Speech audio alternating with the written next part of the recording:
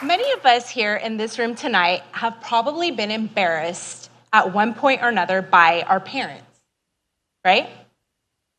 Now combine all of that embarrassment and multiply it by 10, and that's what it was like for me growing up with my mom. My mom is weird. But I have discovered that weird is beautiful. And I came to learn that because of my mom, who is not only weird, she's also eccentric and wacky and perhaps crazy. Now you're probably wondering a couple of things. How crazy are we talking? And to answer that, well, she hasn't officially been diagnosed with anything, but she's a mystery to figure out. And I thought there might be some doctors or psychiatrists in the audience tonight.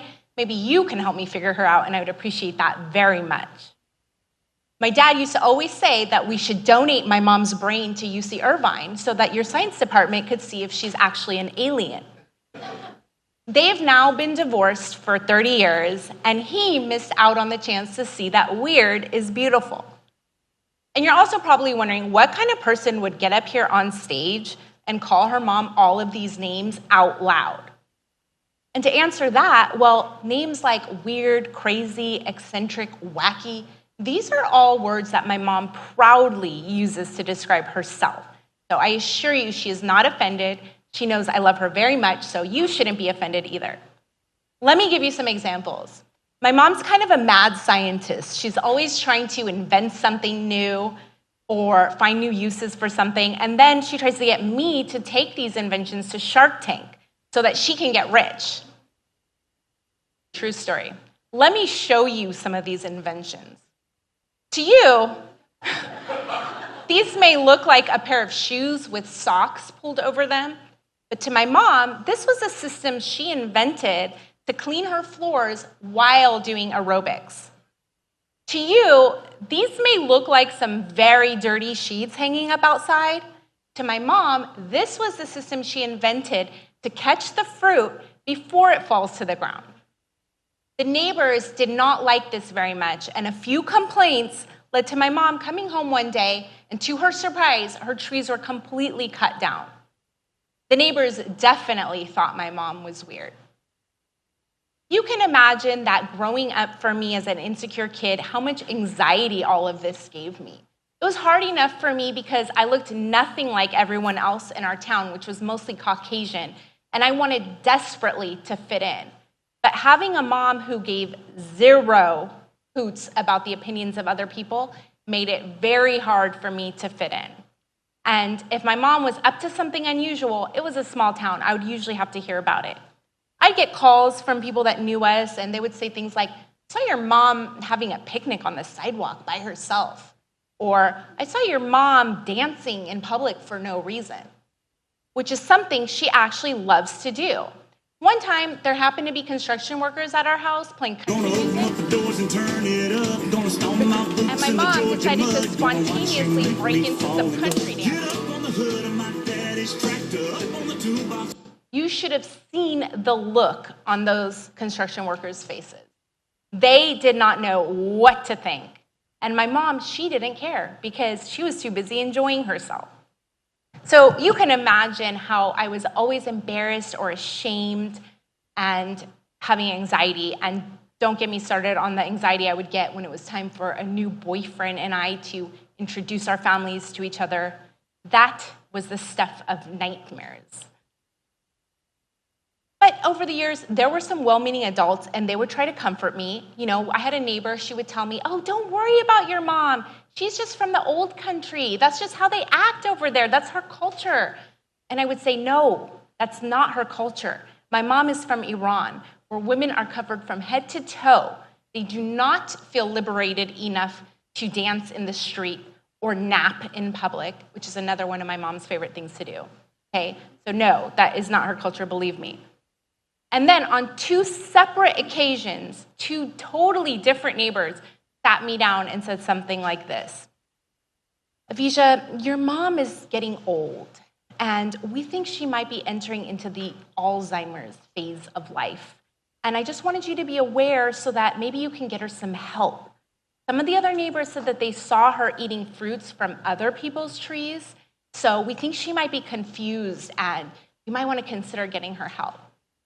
And my response to this was, first of all, my mom is as sharp as a tack. She's been doing this kind of thing for at least 30 years.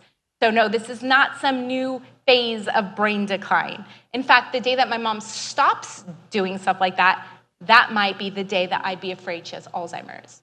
And second of all, maybe you all shouldn't have had her trees cut down if you don't want her eating from other people's trees, right? To the neighbors, my mom was different, and that was alarming for them.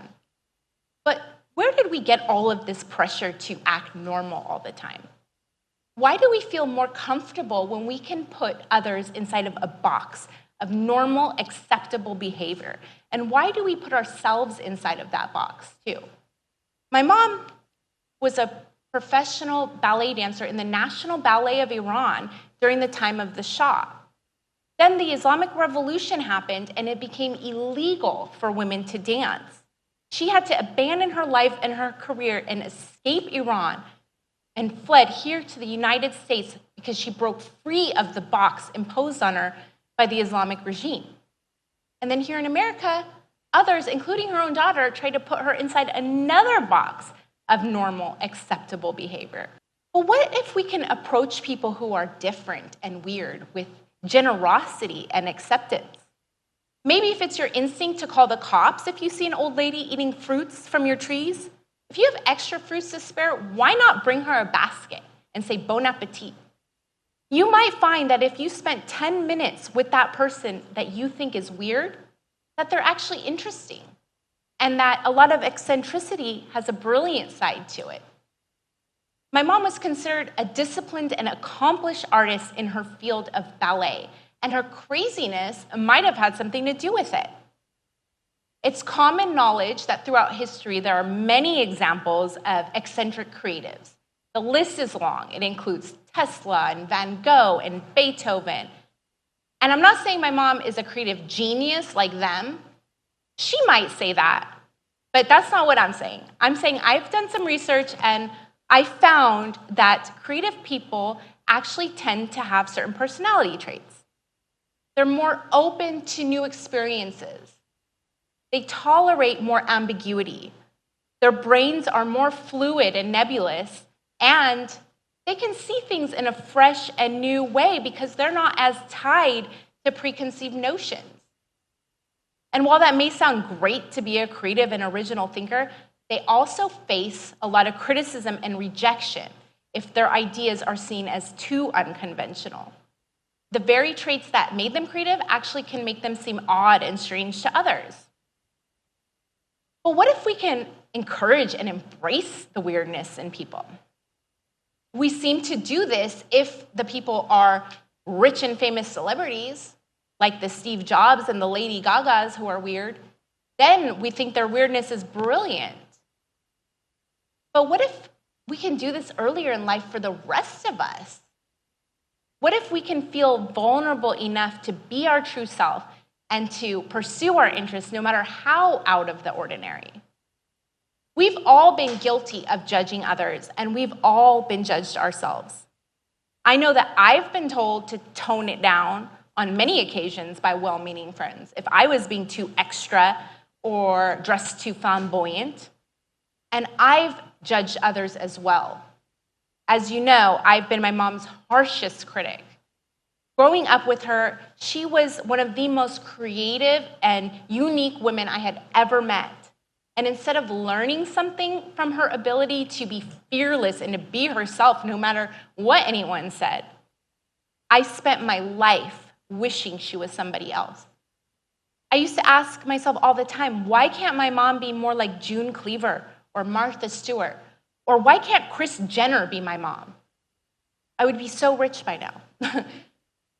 But it took me up until I became a mother myself to appreciate my mom for who she is and to flip the script on that judgmental thinking. And now I say if she wants to go outside and have a picnic on the sidewalk, Do you, Mom, live your best life. If she wants to dance and that makes her feel more alive, who am I to say no?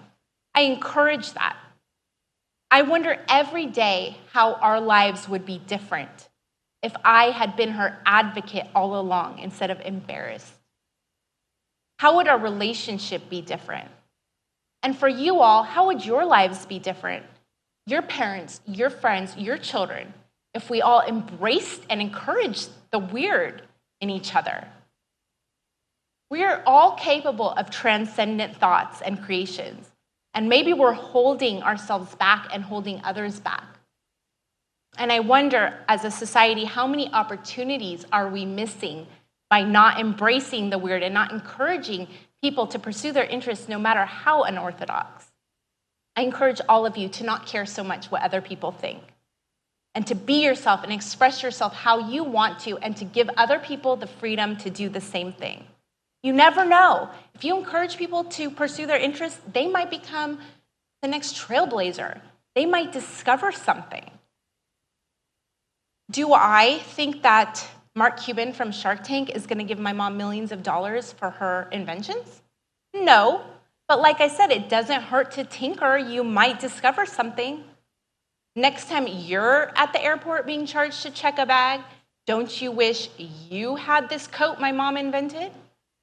She attached extra long pockets inside of her coat so that she can shove all of her belongings in there and she doesn't have to check a bag. And guess what? It works. Isn't that brilliant?